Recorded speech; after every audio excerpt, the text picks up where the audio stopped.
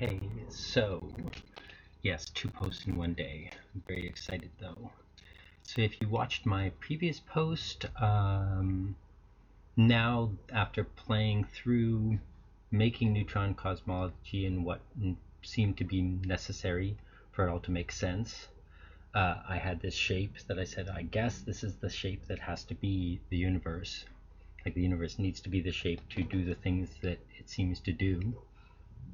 And then when I was looking for that, I made some drawings, but I didn't really have a formal, I hadn't done math. I don't do math if I can help it. Geometry I love. There's no math involved in geometry. Nobody needs to ever calculate anything to make a sphere. You just make a sphere. Nobody needs to know that. So, but I had to learn it. So, yeah. So then I make the shape in GeoCalc, because I've been playing with that for a while, because I love making the curves and stuff. There's so much beauty in there. It's incredible. Anyways, so I was like, okay, well, I remember kind of seeing this shape someplace when I was playing around with toroids.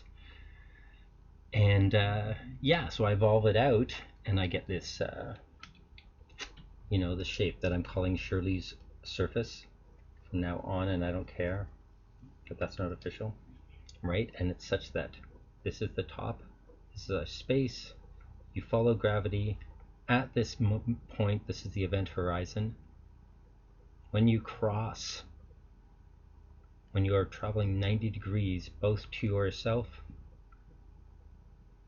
and to the other direction, you become the inside surface. Matter and antimatter are totally linked. This is why there's like an electron half spin. One orbit on this side as an electron, one orbit on that side as a positron. Okay, so, but that's not what this video really is about. But I'm just so excited now that I have the formal thing, and it is a Klein bottle, but it's like the minimal surface Klein bottle.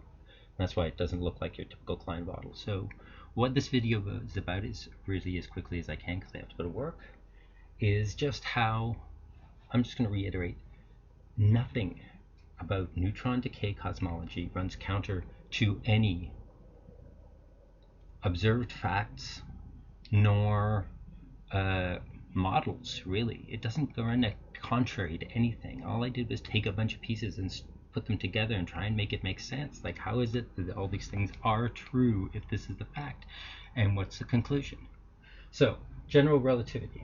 Love general relativity. Albert, I love, and he never liked the Big Bang, and he never liked quantum mechanics, and I consider this all coming straight from him. Okay, general relativity, do you know what that gave us? Gave us that there was one direction, really. Fundamentally, there's one direction. There's all the directions, whatever, but one direction always wins. And that direction is gravity, and that direction is inward. This was the fundamental, right? This. General relativity says things get heavier, things go inward, there's a contraction, there's a densification. I know it's not a word, whatever. Okay, then I discovered neutron decay.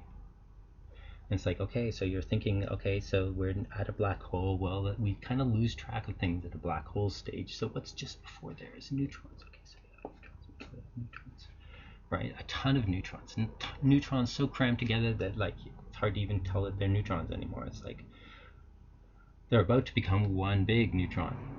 Okay, so neutron decay, neutrons, but then neutron decay, and it's like, heck. Okay, so you have all these neutrons, and then you see that neutron decay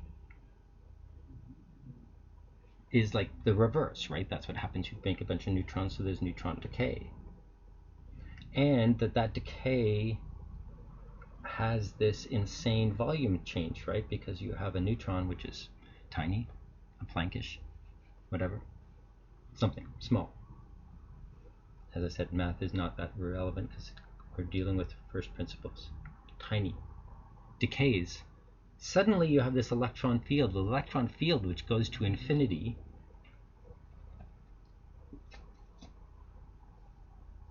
which is all over here.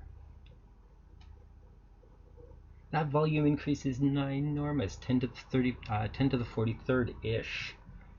And it's like, okay, well, you have a bunch of scrunched up stuff, and then you have a bunch of really big wispy stuff.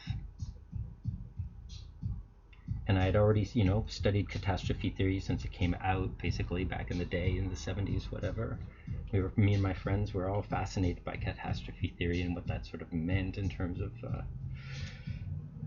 like physics and nature and stuff. Anyways, so first with the volume, then it's like, oh, what does it decay into? It decays into hydrogen. What? They always just say it's like, oh, it just decays into a proton, an electron, and a neutrino. Antineutrino. And it's like, wait, that's hydrogen. That's what the universe is made out of. So the universe is made out of decayed neutrons. We know this. It's like, wouldn't make sense. Okay, the next thing, and these are all just natural phenomena and how to put them together. Now you look at event horizons themselves. There's a place where there's a boundary. So that says that there's a limit. It doesn't just go and go and go and go and go and go. No, there's a limit where the light can't escape. But if light is so fundamental, then what's really about that limit? Like, what is that limit really?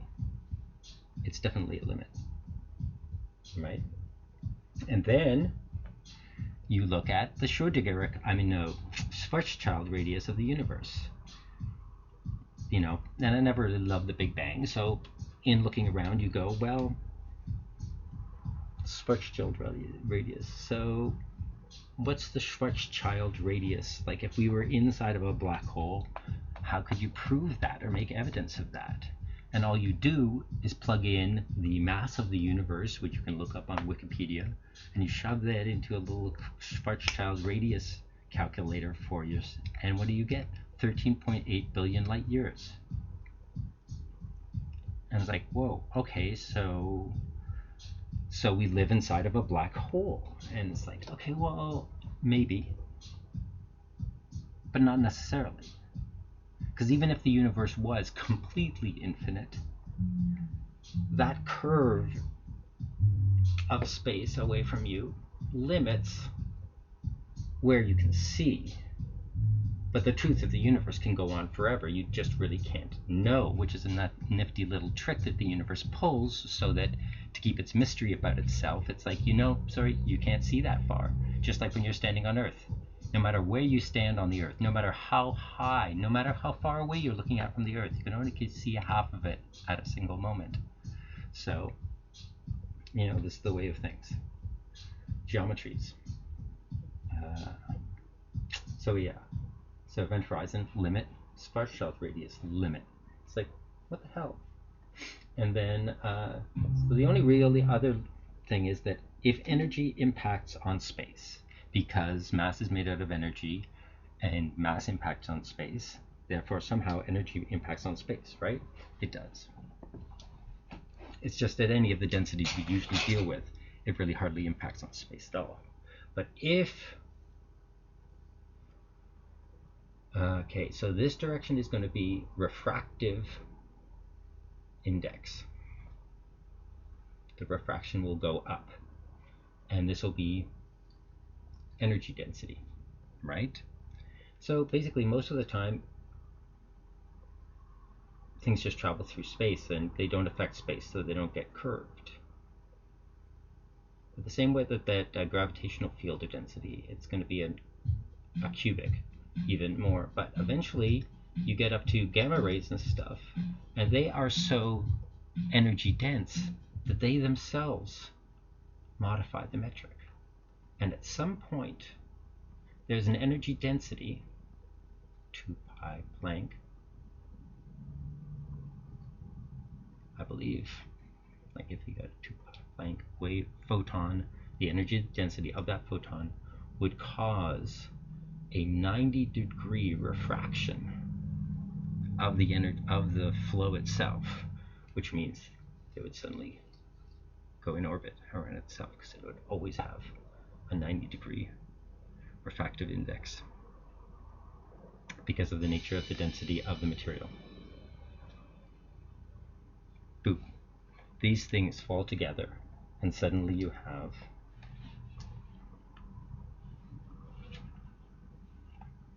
this. Neutrons getting so compressed that they become one thing, the vacuum energy, which might even be just one point that we see from different points on its surface. One unit, because this expansion is 10 to the 43rd times. It's the total compensation for the thermodynamics. Neutron decays into hydrogen, gets compressed. Unity into like a plurality or a plenty expanding into unity. This is the trick. This is the trick to the universe. This.